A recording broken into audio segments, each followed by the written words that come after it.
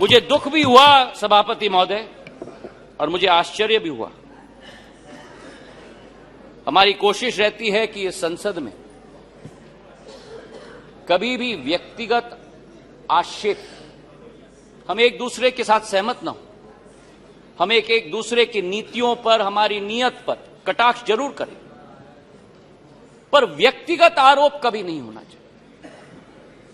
और जो आरोप इस हाउस में किया गया कल सभापति महोदय, मुझे आश्चर्य भी हुआ और दुख भी हुआ जब राहुल गांधी जी ने सदन में कहा कि प्रधानमंत्री के लिए मणिपुर हिंदुस्तान का भाग नहीं। मैं बताना चाहता हूं आपको सभापति महोदय कि जिस प्रधानमंत्री ने उत्तर पूर्वी राज्य को विश्व के साथ जोड़ा है, जिस प्रधानमंत्री का उत्तर पूर्वी क्षेत्र के साथ दिल का रिश्ता है, जिस प्रधानमंत्री ने भारत के दुश्मनों को उत्तर पूर्वी राज्य से खदेड़ खदेड़ कर बाहर कर दिया हो, जिस प्रधानमंत्री के रोम रोम में भारत माता बसती हो, जिस प्रधानमंत्री ने भारत कश्मीर को भारत के अभिन्न अंग बनाने के लिए अनुच्छेद 370 रद्द किया हो, श्यामा प्रसाद मुखर्जी के सपने को एक विधान, एक प्रधान और एक निशान को साबित किया हो। मैं बताना चाहता हूं विपक्ष को सभापति महोदय कि भारत को अलग अलग टुकड़ों में देखने की विचारधारा आपकी है, हमारी नहीं। हमारे सभापति महोदय, बैठो बैठो बैठो, आराम से बैठो। आपने ही चेंज कराया, मुझे कान खोल के सुन लो, सत्य सुन लो, आपने ही चेंज कराया।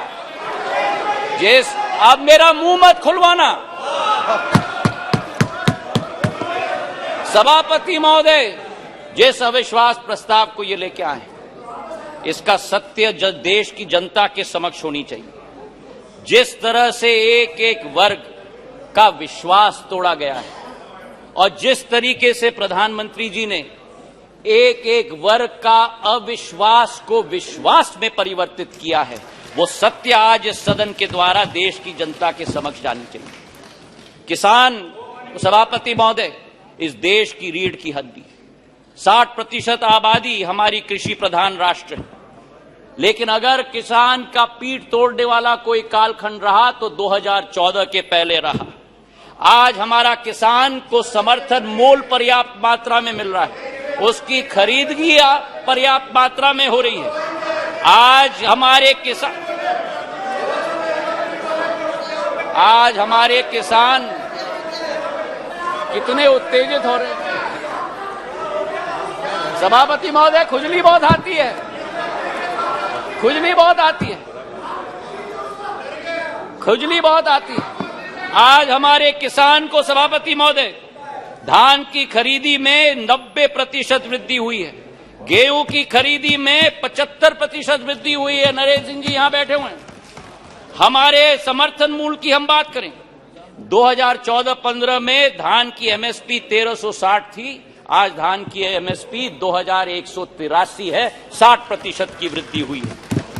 कल कपास की बात की गई, कपास की एमएसपी हम बात करें, कपास की एमएसपी 3350 रुपए होती थी, आज वही कपास की एमएसपी बढ़कर 6620 हो चुकी है, 80% की वृद्धि हो गई।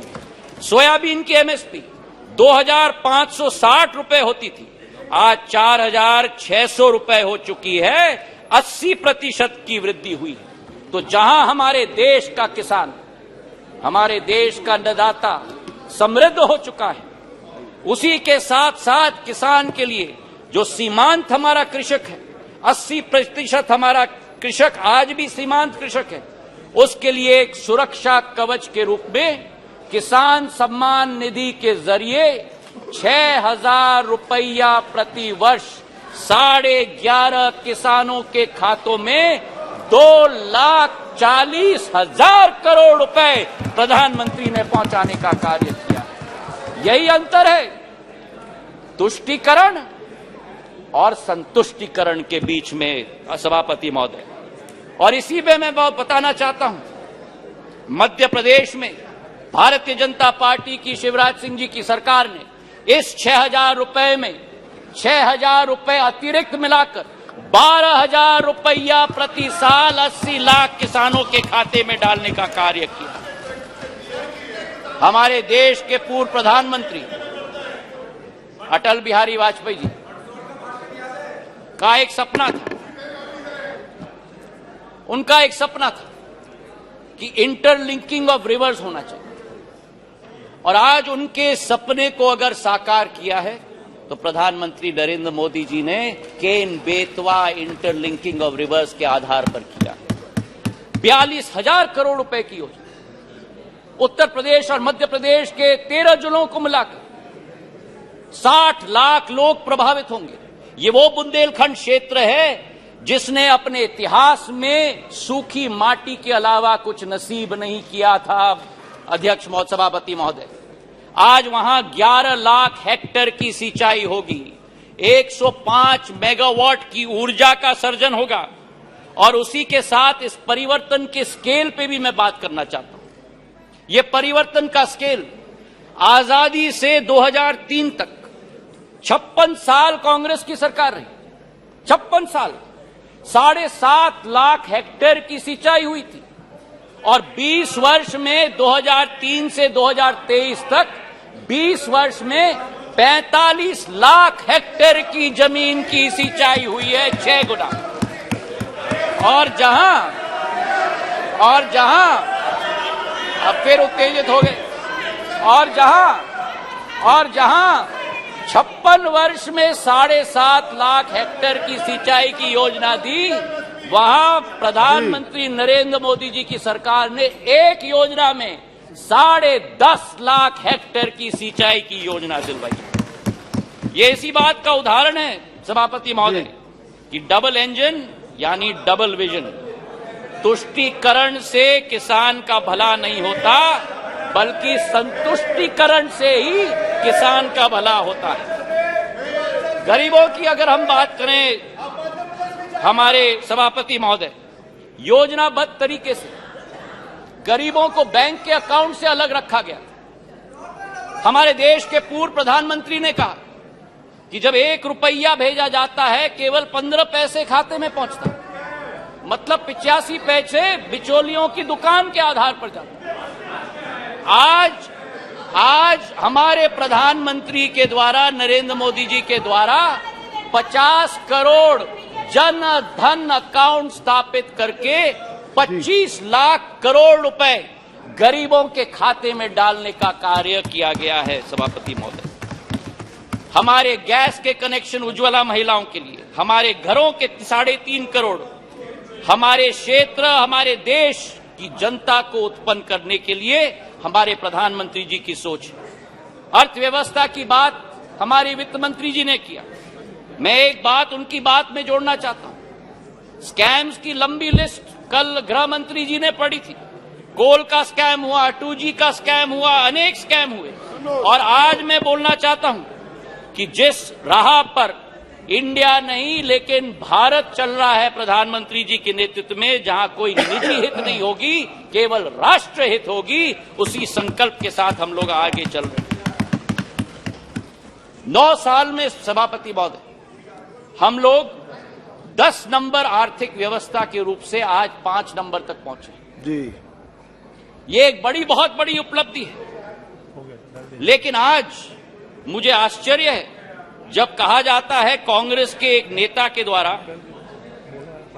कि इस क्षेत्र में ओवर कॉन्फिडेंस देखिए कांग्रेस की। नेता बयान देते हैं कि सरकार चाहे किसी के भी हो, लेकिन भारत को तीसरी सबसे बड़ी अर्थव्यवस्था बनना तो अरिथमेटिक इनएविटेबिलिटी है। तो ये इनएविटेबिलिटी की गारंटी आपने 9 साल पहले क्यों नहीं दी?